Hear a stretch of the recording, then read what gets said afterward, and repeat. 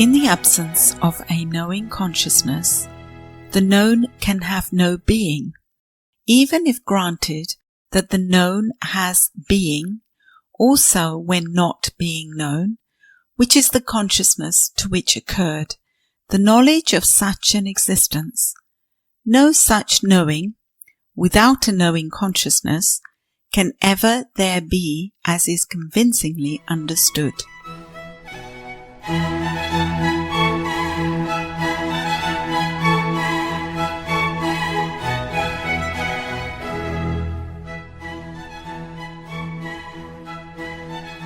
Hi, hello and welcome back to Arivu, Knowledge.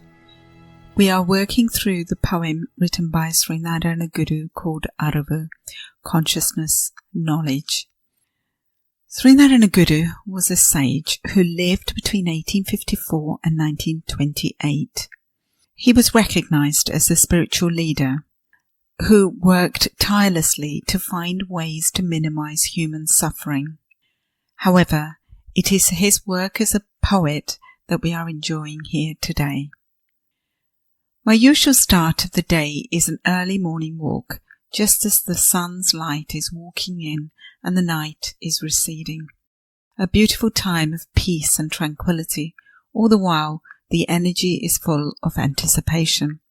So this morning it is the 5th of November 2020, and winter has arrived, as there is fog and chill in the air, and it dawned on me of the meaning of the Verse-2 of Arivu, that which we are going to cover in this episode. It's a simple realization, but I think it may touch on a meaning that is otherwise a very challenging knowledge to convey. This poem really takes us to a level where words are not enough to explain that which is touching the honey within, and for the briefest of seconds. As I felt the cold and the fingers and toes started to numb, I thought about heat and the absence of it. The point is that I realized that although I did not feel the heat, it is present because the sun has risen and has lit and made the trees and grass and everything visible. So although I could only feel the cold, heat is ever present. The only feeling, the cold now, does not negate that which is within. So I get the idea that the knowledge that we know and the knowledge that we don't know is one and the same, and that they simply hang out together, even though it may not be felt through the five senses or in the field of our mind. But the knowledge that we talk of, there is a knowledge that transcends all knowledge known and otherwise, because everything is one consciousness. The enormity of this verse is becoming ever more inclusive and intrinsic, so nothing exists, whether outside, inside, known or not known. It all belongs to the one and only consciousness. Our lives are made richer in knowing of this oneness, and that we are an expression of the creative one consciousness, which is liberating, because I am the consciousness. In an effort to convey that which I have understood from this Verse-2 and the meaningful and wonderful explanation given by Guru Muni Prasad, I will read you a short poem.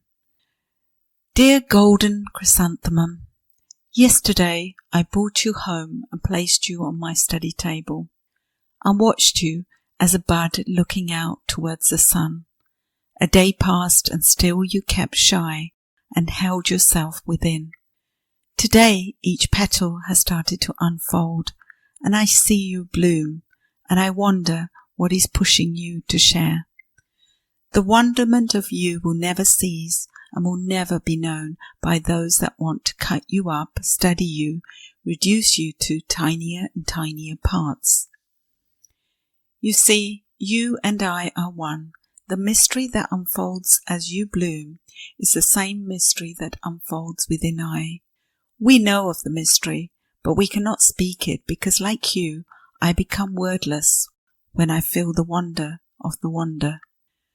I hope you enjoy this amazing Verse-2 of the Arivu, Consciousness, Knowledge, along with the amazing explanations given by Guru Muni Prasad in his book of shorter philosophical poems by Narayana Guru.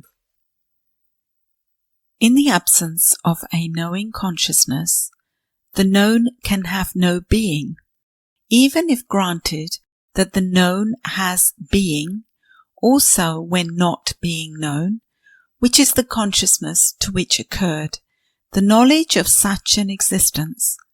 No such knowing, without a knowing consciousness, can ever there be as is convincingly understood. Now I'll give you the expansion by Guru Prasad. Unless the knowing consciousness exists, no known object would exist. Suppose the known object exists with no consciousness to know of it. That the object exists, thus wise, is also a knowledge, which is the consciousness in which this knowledge occurs. No such knowledge is possible with no consciousness to know of its existence. The first verse showed clearly that one consciousness alone has real existence, and that the existence of everything else is nothing other than the one consciousness become variously self-unfolded. On the other hand, modern science teaches us that it was matter that emerged first, and consciousness appeared later as a byproduct of it. That means matter can exist with no consciousness existing to know of it. The present verse examines the validity of such a notion. Though all of us conveniently say the world, no one exists who knows the entire world. What is within the bounds of our knowledge of the world is merely a minute part of what really exists. The rest of it remains outside the bounds of our knowledge. That we do not know, it does not make that unknown part of the world non-existent. Whether we know of it or not, it remains there always. Such is the notion we have of the world or of what exists. All that we directly perceive, we usually take as real. The assumed proof of it is that we have the experience of it. That means our experience is what makes the existence of something certain or uncertain. In the absence of a consciousness experiencing it, the existence of something does not become certain. All experiences have their being in consciousness. Thus it is as the various manifest forms of consciousness that everything we know exists. Then what about that which is outside the bounds of knowledge? Does it also exist in consciousness? We already know that what we do not know is more than we do. We know that nothing outside the known area is clearly known to us. This is also a knowledge, and we know this only because the knowing function takes place in us. We discriminate that this much is known to us and the rest is not known to us. This discrimination also is performed by consciousness. Suppose no consciousness that performs the action of knowing exists at all. Then the differentiation of the known and the unknown also does not occur. The notion that something becomes the object of knowledge and some other things do not become so also becomes meaningless unless the action of knowing occurs. Something gains the status of being an object only when it is known. If matter alone is what exists, its existence is known to a consciousness, and it also becomes an object or part of the objective world only when known by a consciousness. With no knowing of it, matter existing and not existing are equal. When consciousness performs its knowing function, if a particular thing does not come within its ambit, then it remains an unknown object.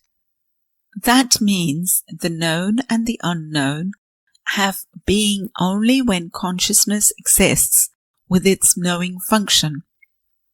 Modern science that bases itself on materialism teaches that whether I or you or anyone knows about it or not, the world that becomes an object of knowledge exists independent of the knowing mind. Let us admit it to be so. Still, that such a world exists also is a knowledge, which is the consciousness to which this knowledge occurs. With that consciousness not existing, the independent existence of the world becomes meaningless. So much about knowing the world. Now let us look at knowledge knowing itself, or rather consciousness becoming aware of itself. Then the object known is consciousness itself. When is then the subject? It is myself. Am I not consciousness itself in essence? Yes. As we become aware of consciousness, we very often forget that the object of knowledge is none other than the subject who knows, or the knowing consciousness itself. Thus, even while remaining one indivisible consciousness, it is thought of both as subject and object, allowing the thinking process go on. Such a division of the knowing consciousness and the known consciousness, while consciousness remains indivisibly one, happens because something veils the real consciousness so that it is not perceived. This veil that causes the apparent division is called avidya, nescience in Vedanta. Only to those in whom this avidya veil is removed does the secret of non-duality of consciousness become revealed. The duality of the thinking consciousness and the consciousness that is thought of simply vanishes upon this revelation. Until the removal of the avidya veil, such arguments continue like the subject is real or the object is real. In fact, it is where this avidya reigns that such arguments, particularly about consciousness or reality, can play their role.